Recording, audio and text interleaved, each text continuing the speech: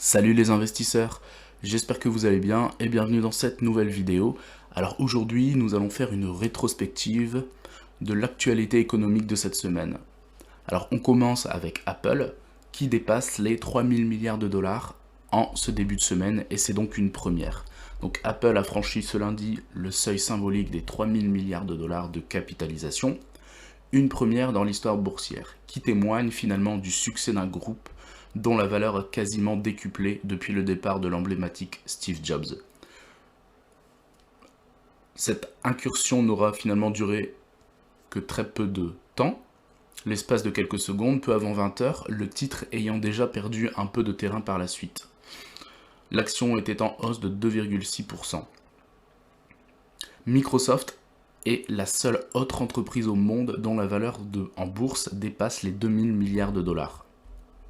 Devenue en août 2018 la première entreprise à dépasser le cap des 1000 milliards de dollars, 38 ans après son introduction en bourse, donc vous imaginez déjà le temps que ça a pris, Apple n'a eu besoin que de 2 ans pour franchir 2000 milliards de dollars, puis 16 mois pour aller au-delà de 3000 milliards de dollars.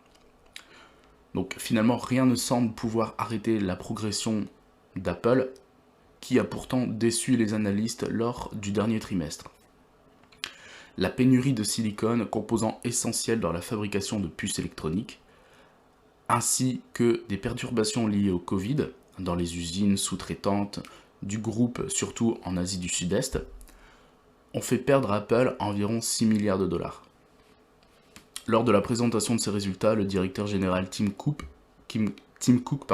avait expliqué s'attendre à ce que l'impact soit au moins aussi important sur le trimestre suivant, qui couvre les fêtes de fin d'année. Donc malgré ces difficultés, la firme prévoyait tout de même réaliser un chiffre d'affaires record durant le trimestre, allant d'octobre à décembre.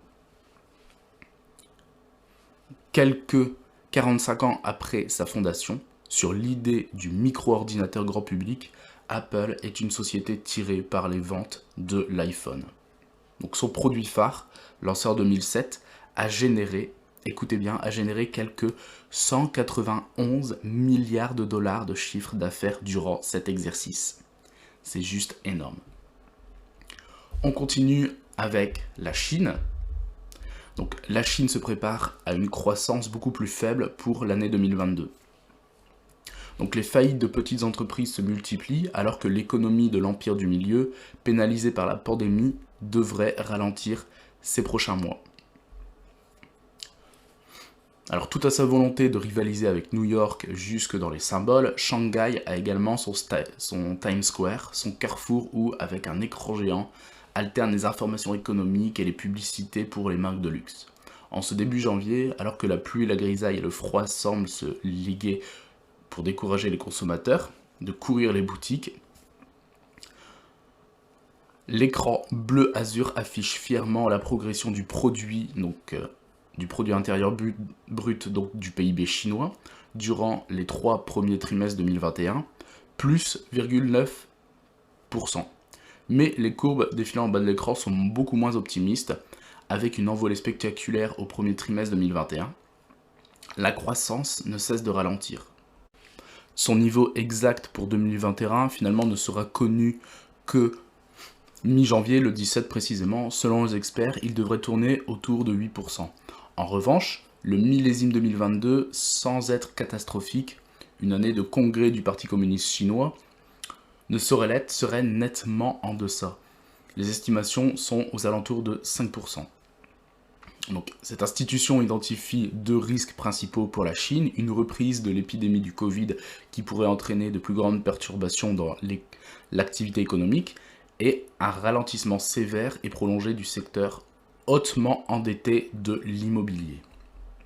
On continue ici avec la crise au Kazakhstan, menace sur l'uranium et le nucléaire mondial. Donc, l'État d'Asie centrale s'est embrasé après une hausse sensible des prix du gaz, des troubles qui ont un impact direct sur le prix de l'uranium, dont le pays est le premier producteur. Donc au Kazakhstan, la tension ne faiblit pas, le pays est depuis plusieurs jours en proie à des manifestations monstres qui ont fait des dizaines de morts côté manifestants à la suite d'une augmentation des prix du gaz dans publique soviétique. Donc, corollaire de cette crise, l'uranium, matière première nécessaire au fonctionnement des centrales nucléaires, voit son cours augmenter sur les marchés internationaux. Sur le NYMEX, première bourse d'échange au monde sur les métaux, l'uranium a pris 3 $, donc plus 7%, sur la seule journée de mercredi pour atteindre 45,5 $ le kilo, son plus haut niveau depuis fin novembre. Donc la Russie, par exemple, dépend presque entièrement de cette source pour ses besoins internes, comme pour l'alimentation en combustible des réacteurs russes VVER à l'étranger. Mécaniquement, l'instabilité que connaît le pays a un impact direct sur les principales entreprises du secteur en bourse. Kazatomprom, la compagnie nationale minière du pays, cotée à Londres, a perdu 8% mercredi, puis plus de 6% le jeudi. On continue ici. Alors, en France, pour doper l'industrie, Bruno Le Maire veut continuer à baisser les impôts et les charges. Donc, le ministre de l'économie Bruno Le Maire a indiqué vouloir, pour le prochain quinquennat, continuer à baisser les impôts de production, ainsi que les charges sur les salaires supérieurs à 2,5 SMIC, afin de réindustrialiser la France. Il faut poursuivre d'abord l'amélioration de la compétitivité, il faut continuer à baisser les impôts de production, il faut s'interroger sur la C3S, contribution sociale de solidarité des sociétés, et il faut s'interroger sur la baisse des charges au-dessus de 2,5 SMIC, a déclaré Bruno Le Maire, donc le ministre de l'économie, lors d'une conférence de presse à Bercy. 2 impôts de production ont déjà été baissés de 10 milliards d'euros pendant un an depuis 2020, donc la cotisation sur la valeur ajoutée des entreprises et la cotisation des entreprises au niveau foncier. Alors on continue ici avec l'économie américaine qui a créé moins d'emplois qu'attendu pour le mois de décembre. Donc l'économie américaine a créé beaucoup moins d'emplois qu'attendu en décembre sur fond de pénurie de main-d'œuvre, montre vendredi donc un rapport mensuel du département du travail. Et le marché du travail pourrait être freiné par la perturbation des activités liées donc toujours à la Covid-19.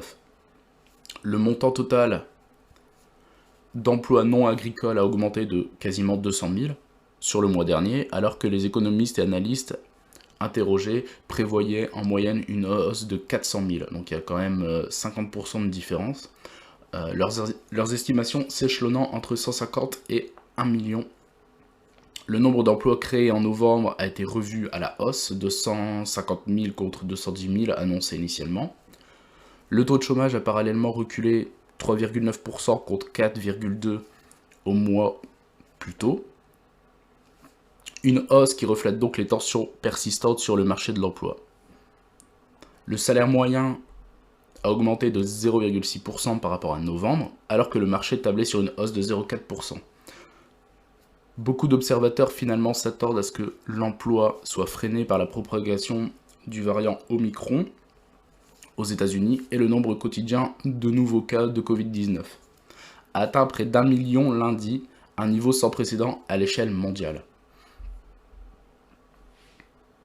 On continue ici avec Wall Street qui termine en baisse pour la première semaine de 2022.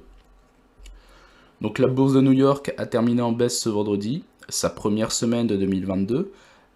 L'indice à dominante technologique qui est le Nasdaq s'inscrivant dans le rouge pour la 4e séance d'affilée, après un rapport américain sur l'emploi décevant en décembre, comme nous venons de le voir juste avant.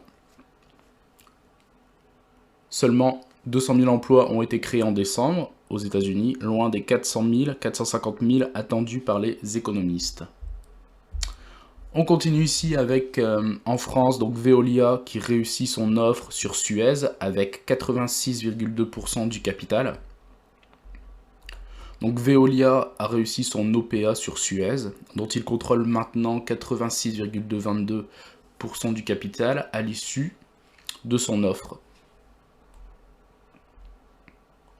Selon des résultats provisoires publiés vendredi par l'autorité des marchés financiers.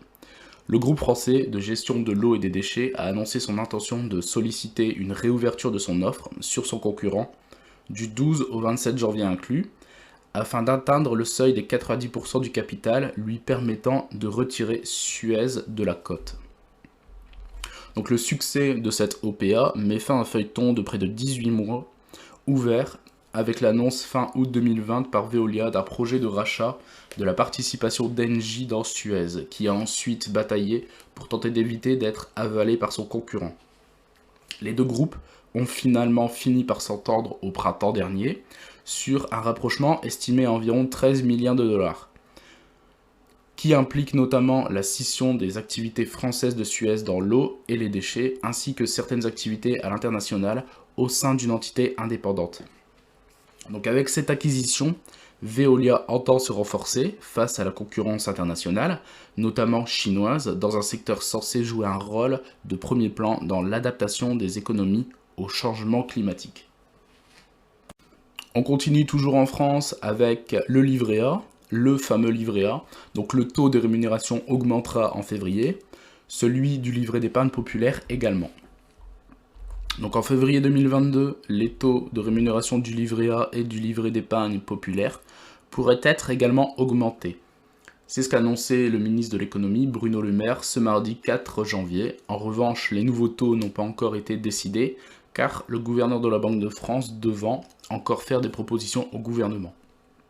Donc on peut espérer une augmentation du livret A au début du mois de février, a donc indiqué Bruno Le Maire, qui s'est montré confiant sur une future hausse du taux du livret A. Celui du livret d'épargne populaire pourrait aussi connaître donc une augmentation encore plus importante. Un taux qui a été baissé en février 2020, donc le livret A est la solution d'épargne préférée des Français, 55 millions de personnes en détiennent un dans le pays. Entre 2016 et 2020, son taux de rémunération était de 0,75% avant d'être baissé à 0,5%. Le gouvernement a la possibilité de modifier le taux des rémunérations 2 fois par an. Celui-ci pourrait donc augmenter dès le 1er février prochain. On ignore cependant quel taux celui-ci pourrait atteindre. Le gouverneur de la Banque de France fera ses propositions la semaine prochaine, a donc indiqué le ministre de l'économie. Quant à lui, le livret d'épargne populaire auquel 40% des foyers français sont éligibles pourrait lui aussi augmenter. C'est un instrument qui est trop souvent négligé, a insisté donc le ministre de l'économie. On continue ici avec la bourse de Tokyo, dans le rouge juste derrière Wall Street. Donc la bourse de Tokyo qui était déjà en recul jeudi dans la matinée, après la débâcle la veille de Wall Street, comme on a pu le voir juste avant, plombé par un nouveau signal de fermeté de la Banque centrale américaine. Donc l'indice vedette Nikkei perdait 1,3% et l'indice élargi Topix 0,82%. La bourse de New York a terminé en forte baisse mercredi, après la publication des minutes de la dernière réunion du comité politique monétaire de la Fed, témoignant d'une volonté de s'attaquer de front à l'inflation en relevant plus tôt que prévu ses taux d'intérêt. Donc finalement, on voit bien que tout est lié en partie avec les décisions de la Fed et notamment donc le marché américain. J'espère donc que cette vidéo vous aura plu. N'hésitez pas à liker, à partager et je vous dis à la semaine prochaine. Ciao!